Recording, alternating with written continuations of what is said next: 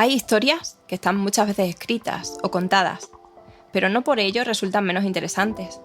Algunas cambian según quien te las cuente, como si tuvieran vida propia. Y de otras es recomendable conocer varias versiones. Pensaréis que los médicos no sabemos de historias, pero todos los días escribimos unas cuantas. Las llamamos historias clínicas y se inician con una buena anamnesis.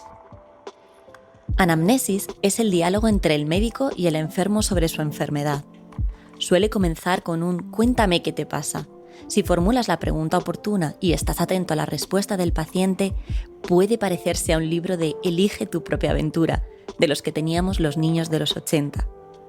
Otras veces el camino no es tan fácil y resulta más parecido a una novela de Agatha Christie. Y otros diagnósticos pueden ser tan eternos como En busca del tiempo perdido. Pero una historia clínica rigurosa puede permitir que un buen médico llegue a un diagnóstico, a veces sin más pruebas. Ya lo sabemos, estás pensando en House, pero no todo es lupus. Anamnesis también viene del griego y significa volver a recordar. Platón pensaba que conocer es recordar. Eso pasa a veces con las historias. Escuchas algo que te suena y te pones a buscar para recordar. Menos mal que todo está escrito por algún lado. Esta frase no es nuestra, aunque quizás tras un par de tweets alguien dirá que lo dijo Kubrick. Es de José María Lloreda, pediatra y escritor. Un capítulo de uno de sus libros se titula El juguetero que salvaba vidas, y hace poco volvimos a escuchar esta historia en otro podcast.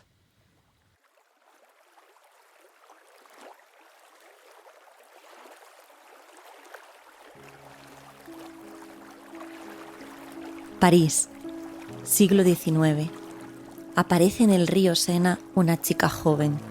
Ha muerto. Suicidio, quizás. Nunca lo sabremos. En esa época era típico exponer los cadáveres para que pudieran ser identificados.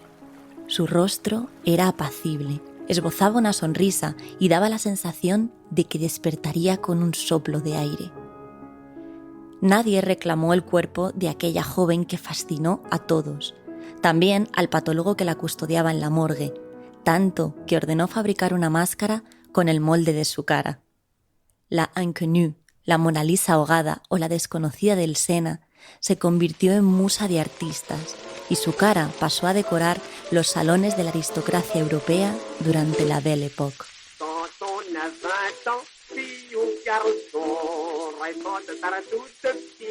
Viajamos a mediados del siglo XX. Peter Safar, anestesista, hijo de padre oftalmólogo y madre pediatra, describió las bases de las técnicas modernas de la RCP, la reanimación cardiopulmonar. Él pensaba que enseñar algo de técnicas de RCP a muchas personas probablemente salvaría más vidas que la perfección de unos pocos. Pero ¿cómo se podía enseñar y practicar la RCP? Alguien tuvo una buena idea. ¿Quizá con un muñeco a tamaño natural? Pidieron ayuda a un famoso juguetero que tiempo atrás había salvado la vida de su hijo, que casi muere ahogado. ¿Imagináis qué rostro utilizó para el maniquí que aún hoy se sigue utilizando para practicar la RCP? Y voilà, la cara de la desconocida del Sena pasó a formar parte de los muñecos de reanimación cardiopulmonar. La bautizaron Resusci Anne y es considerada la mujer más besada de la historia. En algunas consultas no hay tiempo para historias. Son las emergencias. Hay que actuar rápido, porque esto puede marcar la diferencia. Quizás alguna vez has tenido dudas de cuándo acudir a urgencias o cómo actuar ante ellas. ¿Quieres saber más? Quédate y escúchanos. La crianza y la pediatría comparten un toque dulce con notas ácidas. Somos Soledad Montoro y Rosa Pavo, y queremos que nos acompañéis en este espacio sonoro para charlar sobre todos los temas que más interés despiertan en las consultas de pediatría. Bienvenidos a Miel y Limón, pediatras al micro. Empezamos.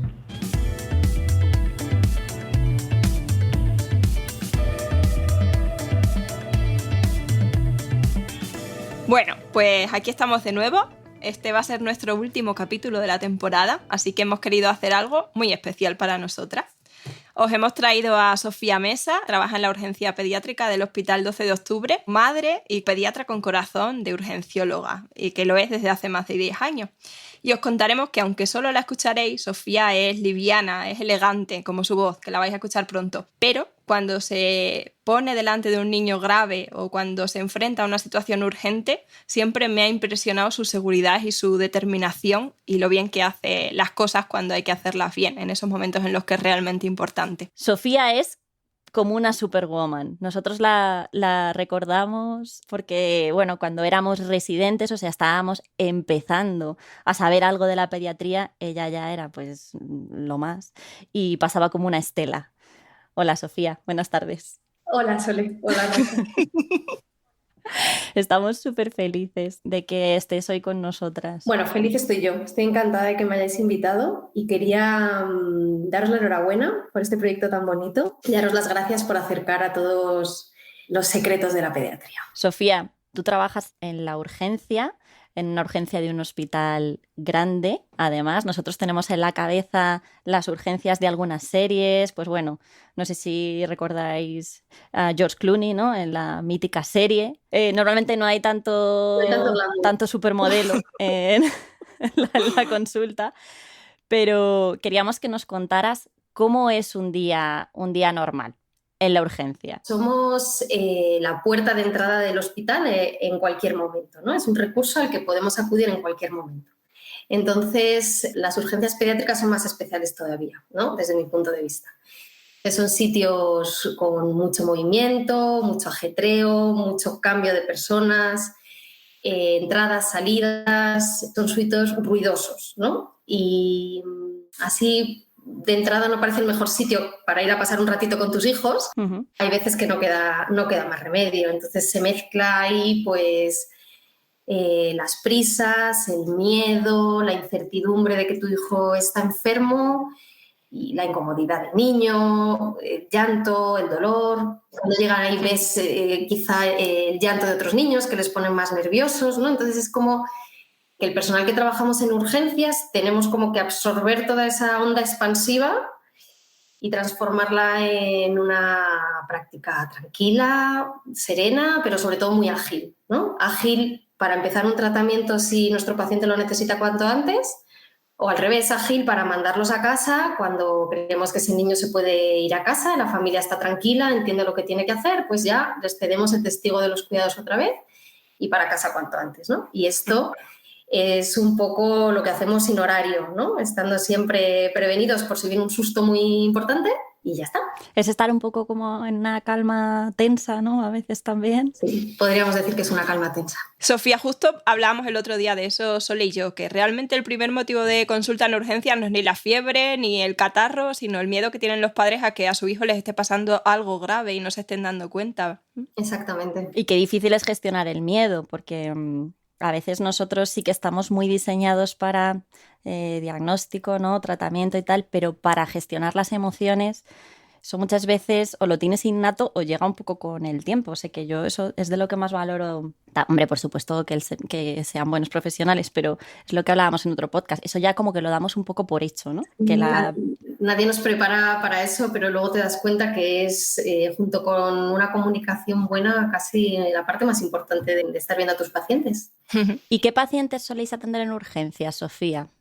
En general. Bueno, el hospital donde trabajo atiende en años normales entre 55.000 y 60.000 visitas al año. Años normales era pre-COVID, ¿no? ¿Quieres decir? Este año estamos en esas cifras, más o menos, que ya sabéis que hemos tenido un otoño y un invierno similar a los previos. Entonces, en casi 60.000 visitas al año os podéis imaginar la cantidad de historias, anécdotas y todo tipo de circunstancias que se pueden vivir. Pero lo que hace venir a los padres o cuidadores con los niños es lo que veníais diciendo. Es fundamentalmente el miedo o la culpa de pensar que su hijo está enfermo y que les va a pasar algo, ¿no? Uh-huh. Luego hay mucha gente que viene por prisas. Pues porque es difícil gestionar a lo mejor la conciliación de tener varios hijos, de esperar una cita, de tener días libres en el trabajo. Hay veces que es muy difícil o el miedo mezclado con la prisa hace que busquen una respuesta rápida, ¿no? Y luego hay mucha gente que viene con mucho sentido común, que que son circunstancias que efectivamente recomendamos que tengan que ser vistas con cierta urgencia y vienen. A veces también recibimos pacientes que nos mandan otros compañeros porque han ido a su centro de salud a ver a su pediatra o han ido a otros hospitales y por el motivo que sea, pues necesitan o que hagamos determinados tratamientos más especiales o pruebas complementarias o que sean vistos por un especialista que solo tenemos en hospitales grandes, ¿no? Así que en ese caso compartimos pacientes y nos gusta mucho recibir la información de sus pediatras de primera mano. Y otro grupo de pacientes que recibimos, a veces sin preaviso, son los que vienen en las ambulancias, ¿no? Vienen acompañados por sus equipos de asistencia extrahospitalaria y ya nos dan toda la información para que continuemos los cuidados en el hospital. A veces, algunas familias pueden estar 2 horas esperando en la urgencia y de repente, cuando ya piensan que les toca a ellos, llaman a ese niño que acaba de entrar. ¿Qué es lo que pasa en esas ocasiones? Bueno, esto es cierto que a las familias les desconcierta mucho y a veces es motivo de enfado y entran a preguntar qué pasa o si nos hemos olvidado de su hijo, ¿no? Y no, resulta que afortunadamente tenemos un sistema de clasificación según la gravedad, ¿no? Es lo que llamamos triaje. En pediatría el triaje lo hace la enfermería y es personal experto que está entrenado para eso. Lo que intenta es que sin hacer grandes pruebas al niño, solo mirando y preguntando cosas simples, clasifican la gravedad de ese paciente según el motivo de consulta, ¿no? No es lo mismo, por ejemplo, pues un chico que corriendo se ha torcido el tobillo y tiene mucho dolor, que un niño o una niña que venga sujetándose el brazo, que este es el clásico, cuando se sujeta en el brazo porque tiene una deformidad muy importante, ¿no? Probablemente ese hueso está roto, muy roto y va a requerir algún procedimiento y tenemos que tratar muy rápido el dolor. Y van a pasar primero los pacientes que sean más graves. Entonces, si después de una valoración de enfermería ese niño puede esperar a ser visto durante un tiempo prudencial, pasarán por delante de él los que vengan más graves. Es lógico, si nuestro hijo fuera el que está más malo, querríamos que fuera así. De hecho, hay veces que los pacientes, esta calma tensa que decís, entran corriendo y por supuesto no da tiempo ni a que den los datos ni a que pase por una clasificación, porque la asistencia tiene que ser inmediata. No hay tiempo para historias, que también lo comentábamos en nuestra introducción. Muchos pediatras intentamos explicar a las familias lo importante que es hacer un uso adecuado de las urgencias o pedir cita en el centro de salud, ¿no? Cuando no es una urgencia. De hecho, tenemos muchos influencers pediátricos que lo hacen en redes sociales, como David Andina, que yo creo que cada vez que tiene una guardia se acuerda de poner la tabla de la SEUP, de la que probablemente hablaremos a lo largo de este capítulo. Y bueno, siempre intentando promover eso, un uso racional de las urgencias, pero a continuación muchas veces a David Andina o a muchos otros compañeros o a nosotros mismos cuando estamos en la consulta y lo decimos en el tú a la familia que tenemos delante, después nos llueven mensajes desagradables o críticas, ¿no? Más aún ahora con los tiempos que corren y con las deficiencias y los problemas que todos sabemos que hay en el sistema, pues por saturación, porque es difícil conseguir citas, porque tu pediatra no está, porque no se cubren la suplencia, etcétera, ¿no?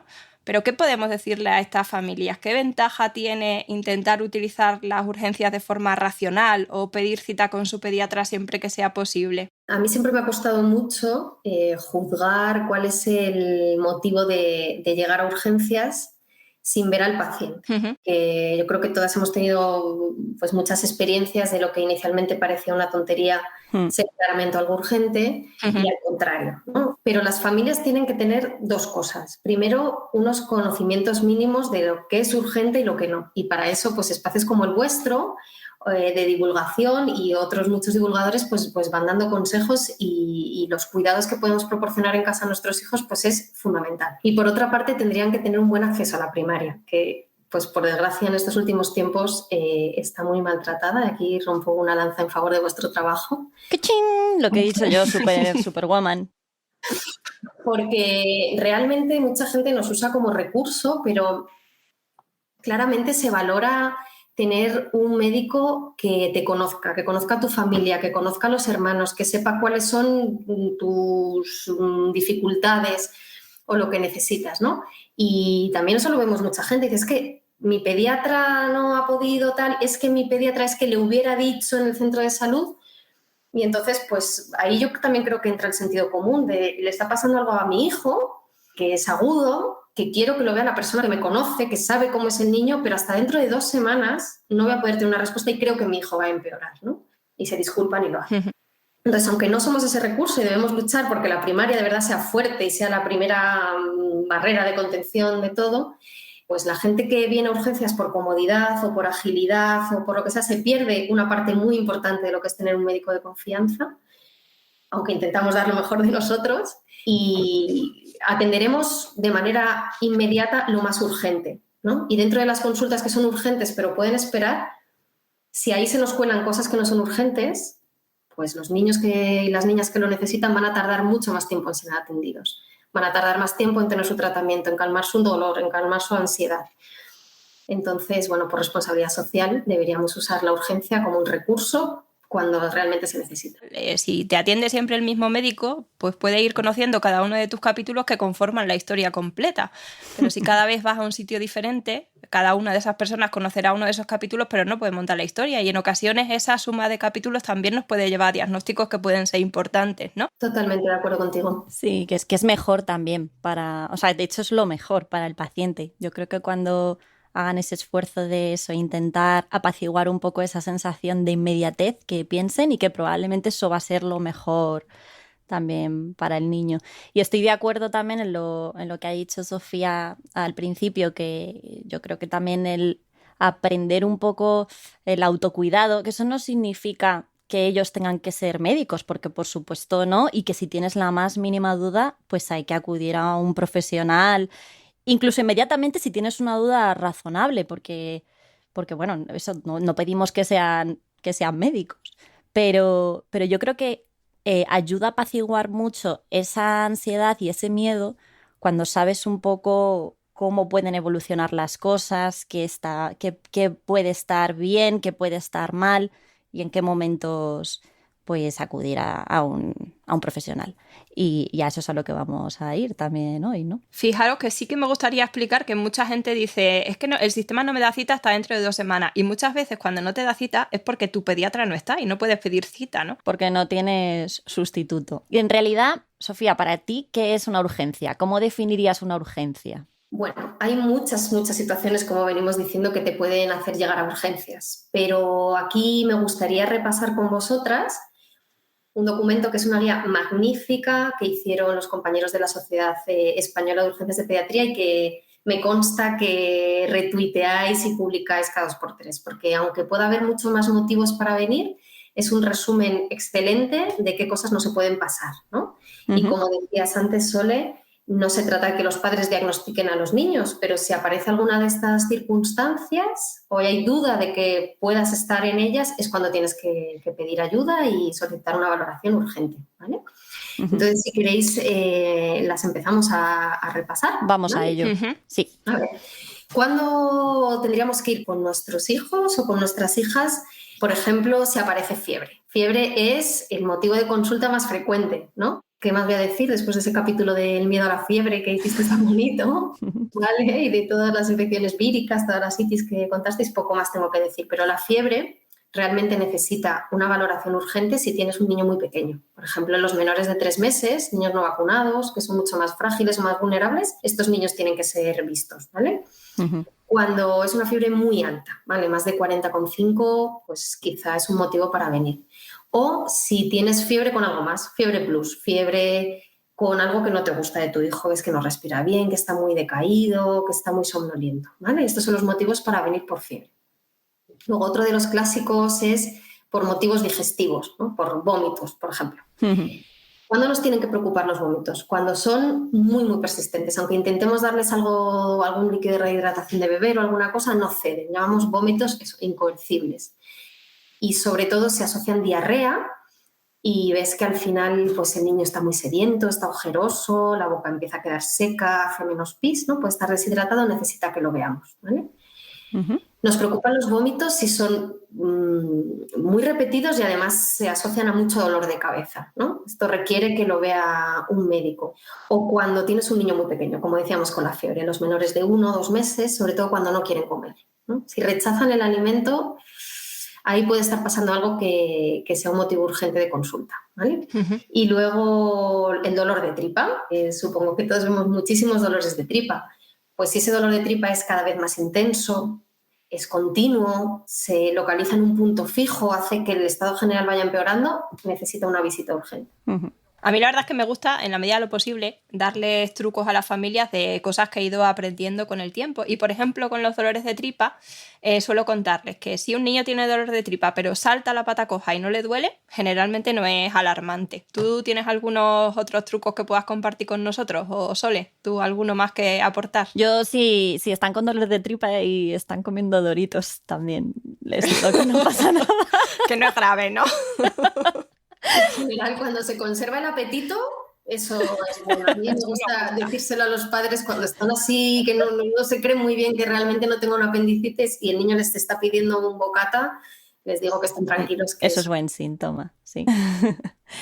Y luego respecto a las cosas que comen, ya sabéis que los niños, sobre todo a determinada edad, están como programados para hacer, Enganchan todo lo que tienen por ahí. pues cuando toman algún cuerpo extraño, algún objeto, y nos preocupa sobre todo las pilas de botón y los imanes. Ujú. ¿Qué más cosas? Cuando hay dificultad para respirar, si crees que no está respirando bien, que hay algún ruido respiratorio, pues hay que acudir. Cuando en la piel aparecen estas manchitas rojas que siempre estamos los pediatras diciendo, que aunque presionemos a los lados, no desaparecen, se llaman petequias. Esto requiere ser visto con urgencia también. Con esto hemos sido muy pesadas nosotras también, con las petequias, a tope. Que a veces son por cosas que no son urgentes, pero... Nadie dice que venir a urgencias por alguno de estos motivos signifique que tu hijo esté grave. Pero hay que verlo. Tiene que ser valorado, ¿vale? Eso es. Y, por ejemplo, se aparecen ronchas, se te hinchan los labios y demás, pues hay que venir a urgencias también. Cuando los niños dicen que están mareados, que tienen pérdida de fuerza, un poco un cambio así en el comportamiento, tienen que ser vistos. Y aquí sí que me gustaría abrir un paréntesis muy importante con la salud mental, ¿vale? Porque últimamente estamos viendo en los últimos tiempos que la salud mental es un problema cada vez más frecuente entre nuestros niños y fundamentalmente en el grupo de los adolescentes. Y aquí sí que quiero recalcar que si ves que tu hijo o tu hija se está autolesionando, ¿no? Está haciendo cosas para hacerse daño o intuyes que tiene ideas de muerte, es un motivo para venir a urgencias a ser valorado, ¿vale? Uh-huh. Nos decías antes, Sofía, que en toda esta época, incluso con lo del coronavirus, los padres también tenían mucho miedo de que los niños se pusieran graves. Casi de lo que más habéis tenido en la observación y tal en la urgencia han sido muchos de estos niños, ¿no? También de cosas, urgencias psiquiátricas que llamaríamos. Sí, y pasa lo mismo en todas las urgencias de España. O sea, cuando lo comentamos entre compañeros sabemos que esto es un problema emergente que requiere además una solución rápida porque no les estamos dando no les estamos dando lo que necesitan y pasan muchos días, incluso en las urgencias esperando un recurso. Uh-huh. Sí, es que el otro día leía que el riesgo de suicidio había aumentado un montón de veces, las urgencias habían aumentado un 50%, en concreto los trastornos de conducta alimentaria habían aumentado los ingresos pues como mínimo el doble. Una brutalidad. Y a veces cuando pensamos que los niños son los adultos del futuro, pues es que el adolescente es el adulto de pasado mañana. O sea, que ahí ya estamos llegando un poco tarde. Así que hay que tenerlo siempre ahí en la cabeza. Da la sensación de que vamos un poco tarde con ellos, pero bueno, siempre estamos a tiempo de intentar mejorar esto. Vale. Y por supuesto, si ingieren pues algún tipo de tóxico, medicamentos, pues también tendrían que... Eso es. Hay luego accidentes caseros que, bueno, pues que requieren venir a urgencias, heridas que pues, necesiten ser suturadas, o cuando hay traumatismos, contusiones que asocian deformidad, hay que venir a urgencias. Y luego, pues eso, cuando ingieren algún tóxico, ¿no? Aquí hago spoiler, la gran mayoría de las cosas que tenemos en casa, productos de limpieza y demás, la gran mayoría no son tóxicas, pero bueno, sé que hay que consultarlo, ¿vale? Y bueno, pues muchas veces son ingestas accidentales, sobre todo en los más chiquititos, o bueno, como decía, con finalidad suicida en niños más mayores que cogen medicamentos y demás. Y en cuanto a los cuerpos extraños, cuando hay un atragantamiento que pueda ser importante, también es conveniente que acudan para que les valoremos, ¿no, Sofía? Bueno, un atragantamiento que no se resuelve es una causa de venir a urgencias inmediata, ¿vale? Muchas veces son con cuerpos extraños en los niños más pequeños, como decíamos, que se lo meten todo en la boca. Pero en el caso de un atragantamiento de cualquier naturaleza, que empieza con mucha dificultad respiratoria o incapacidad luego para tragar, mucho babeo, es motivo para venir a urgencias de manera rápida. Y a ser posible en una posición en la que el niño esté respirando de la mejor forma posible, ¿no? O sea, que no le separemos de los brazos de los padres si están tranquilos, por ejemplo. Eso es, hay que conservar un poco la postura que ellos adquieren de manera natural, porque probablemente es la más cómoda y la más eficiente para que entre el aire. Oye, Sofía, y entonces nos has dicho, un atragantamiento es de ir corriendo a la urgencia. ¿Qué más cosas son de ir inmediatamente? Bueno, en realidad no son tantas y probablemente si los padres o los cuidadores experimentan esto que vamos a comentar ahora, su sentido común va a hacer que vayan corriendo a urgencias, o si no pueden llegar rápidamente a un servicio de urgencias, lo que hay que hacer es llamar al 112, ¿no? Pedir ayuda de los servicios extrahospitalarios. Entonces, ¿qué cosas nos tienen que hacer? ¿Correr de verdad o pedir ayuda para que vengan a casa? Son como tres grandes grupos, ¿no? Lo primero, lo que afecta como al color de la piel. Si vemos que de repente están muy pálidos, tienen una piel moteada, como con mal color, o una coloración azulada, grisácea, eso es un motivo muy, muy urgente. O en cambio, por ejemplo, en la piel, si vemos esas ronchas, esa inflamación de labios que habíamos dicho antes, pero el niño no puede respirar, ¿no? Tiene una dificultad respiratoria asociada pues, a una alergia muy grave y necesita tratamiento cuanto antes. Ahí no hay que perder el tiempo para nada, ¿eh? El otro lado importante que miramos es el de la respiración. O sea, si el niño tiene dificultad respiratoria, pero esa dificultad respiratoria es muy grave, está respirando muy rápido, marca muchísimo las costillas, o los mayores no pueden hablar, se están empezando a quedar somnolientos, rápidamente necesita ayuda, ¿vale? Hemos dicho lo del atragantamiento también. Y luego sobre su apariencia o su comportamiento, ¿no? Un niño, sobre todo los pequeños, que están excesivamente irritables, que no hay manera de calmar ese llanto, cuando están muy somnolientos o cuando no responden a estímulos. Evidentemente, si no eres capaz de despertarlo o si aparecen movimientos anormales en las extremidades, que pueda ser una convulsión, ¿vale? Esas son como las tres grandes cosas. Y luego están los accidentes. ¿Qué accidentes de verdad tienen que venir corriendo a urgencias? Pues una herida que sangra y que, aunque intentamos taponarla durante unos 10 minutos, continúa el sangrado. Eso hay que verlo rápido. O si hay una fractura, cuando el hueso se ve, cuando sale el hueso, una fractura abierta, necesita venir corriendo, ¿no? Eso no pasa desapercibido. Claro. Y luego dentro de los golpes, por ejemplo, los golpes en la cabeza, que el niño se quede inconsciente.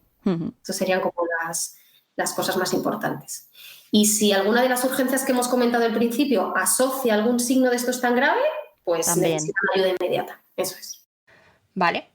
Y, por ejemplo, niños que se han dado golpes en la cabeza y empiezan con vómitos, que muchas veces vomitan del sofocón que incluso han podido tener del susto y del daño que se han hecho al caerse, claro, hay ¿no? veces que vomitan efectivamente por todo lo que tú dices y otras veces también vomitan por dolor, porque un golpe fuerte en la cabeza te puede generar una cefalea tan intensa que produzca vómito. Pero eso es un signo de alarma, ¿no? Un golpe en la cabeza que asocia vómitos, solo vómitos, sin nada más, necesita unas horas de observación y ver efectivamente por dónde van esos vómitos. Si nos están alertando de algo más grave o va a ser pasajero, pero lo tenemos que ver en urgencias y darles unas horitas de evolución ahí con nosotros. Toda esta información que está contándonos Sofía la podéis ver en nuestra web de mielylimonpediatras.com, en la tabla que elaboró la SEUP. Y que esta tabla es para tener en la nevera. O sea, yo creo... Esto es de las cosas que debería circular por los chats de WhatsApp de padres. Ahí en esa tabla también salen qué consultas no son urgentes y requieren simplemente valoración en el centro de salud. A mí hay dos cosas que siempre me gusta mucho recalcar en las familias, porque a veces sienten la presión de que ellos tienen que decidir que si está pasando algo urgente o no. Y la primera es el estado general, ¿no? Lo que primero te llama la atención. Pues bueno, si tu niño tiene fiebre pero está jugando, saltando, comiendo, ¿no? Si el estado general es bueno, probablemente no tenga algo tan urgente como para venir a urgencias, ¿vale?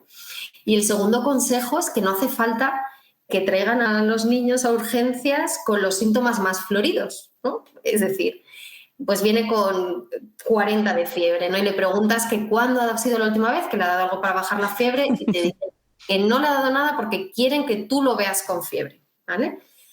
Entonces, aquí a todos los padres... Nos lo creemos. En general nos creemos lo que nos decís, o sea, no ponemos en tela de juicio de verdad que los síntomas que nos contáis sean mentira, porque todos trabajamos para que los niños se encuentren mejor. Y puede ser incluso contraproducente, porque un niño con dificultad respiratoria, si se administra, por ejemplo, el salbutamol de forma precoz, ayuda a que su crisis asmática evolucione de forma más favorable que si lo llevamos ahí que casi llega ahogado a la urgencia, ¿no? Un ejemplo de esto también que estáis contando son los niños que tienen alergias graves o que pueden tener alergias graves.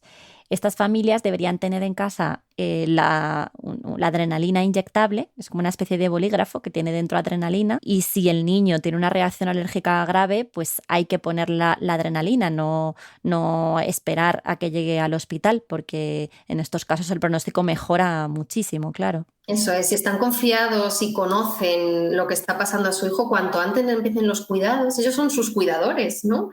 Cuanto antes empiecen esos cuidados de ciertas cosas que con seguridad se pueden empezar a tratar en casa, mejor. Eso es, la confianza, lo de potenciar la autonomía que hablábamos antes, que yo creo que eso es vital. Pues en esta situación tan horrible de pandemia, cuando nos confinaron a todos en casa y los niños no salían de casa para nada, nadie podía salir de casa, el miedo a este virus o el miedo al infectarse en un hospital hizo que ese miedo fuera superior al miedo de que sus hijos tuvieran una enfermedad. Y venían muy pocos pacientes a urgencias, muy pocos. O sea, hay días que se podían contar con los dedos de las manos, pero eran pacientes realmente graves. Uh-huh. Y tan graves que estaban pues pasados. Que probablemente en otra época hubieran venido antes a urgencias y no hubiéramos vivido situaciones tan dramáticas como vivimos. Sí, es verdad. Es que es mucho más importante no ir cuando de verdad sí que se necesita ir a urgencias, y la pandemia nos ha enseñado esta otra cara de la moneda. Sí. Si os parece, Sofía y Rosa, vamos a hacer aquí una pequeña pausa porque todavía tenemos mucho que hablar y estamos tan a gusto, y a ti que estás escuchando te vamos a dejar un poco con la intriga y la curiosidad, pero no por mucho tiempo. En 2 semanas hablaremos de la posibilidad que tenemos todos de salvar vidas. Qué mejor manera de terminar la temporada, ¿verdad? Te esperamos. Suscríbete a Miel y Limón, Pediatras al Micro. Y si te ha gustado, danos muchas estrellas. Nos puedes escuchar en iVoox, Spotify, Google Podcast, Apple Podcast, YouTube, y seguirnos en Instagram, Twitter, Facebook y en nuestra página web mielylimonpediatras.com. Y si te ha gustado y quieres colaborar con nosotras, puedes compartir este proyecto con todos tus contactos y también apoyarnos a través de Ko-fi, de Patreon o PayPal. Visita nuestra web si quieres saber más.